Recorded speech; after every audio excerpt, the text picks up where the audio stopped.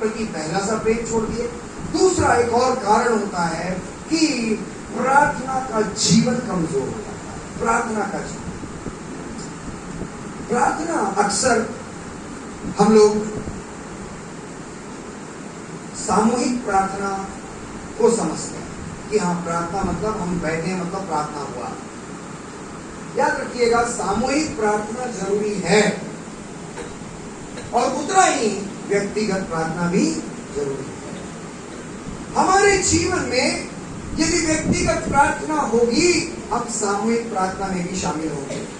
यदि हमारा व्यक्तिगत प्रार्थना का जीवन नहीं है, हम सामूहिक प्रार्थना में भी नजर नहीं आएंगे। लेकिन यदि हमारा व्यक्तिगत प्रार्थना चल रहा है, तो जब सामूहिक प्रार्थना का समय आएगा, ऑटोमेटिकली हम जंप कर जाएंगे। बुलाने की जरूरत नहीं पड़ेगी, व्यक्ति खुद ब खुद उस प्रार्थना में शामिल हो जाए। पहला थिस्सलुनीकियों की पत्री 5वां अध्याय 17 पद पढ़िएगा, क्या लिखता है?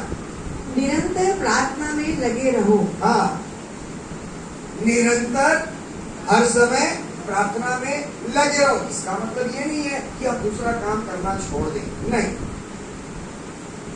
निरंतर प्रार्थना में लगे रहो का मतलब है जब जब अवसर मिले हम प्रार्थना के लिए अपने आप को तैयार करें। छोटी प्रार्थना, प्रभु के साथ धन्यवाद की प्रार्थना, प्रभु को स्मरण करने की प्रार्थना, ये करना है जब जब अवसर मिलता है। चाहे वचन सीखने का या प्रार्थना समूह में शामिल होने का, उपवास प्रार्थना में शामिल होने का, तुरंत हमें अपनी उपस्थिति देने के लिए तैयार रहना है।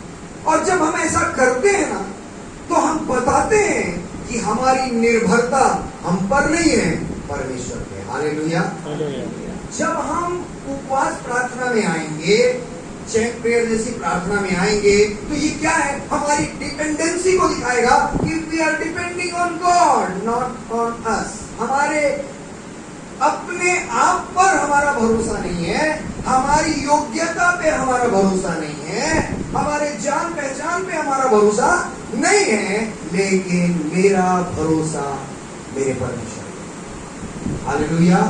यदि वाकई में आपका भरोसा परमेश्वर पर है, तो यकीनन आप प्रभु के सामने झुकेंगे और प्रभु के सामने हमेशा प्रार्थना में उपस्थित रहने वाले लोग बनने पाएंगे।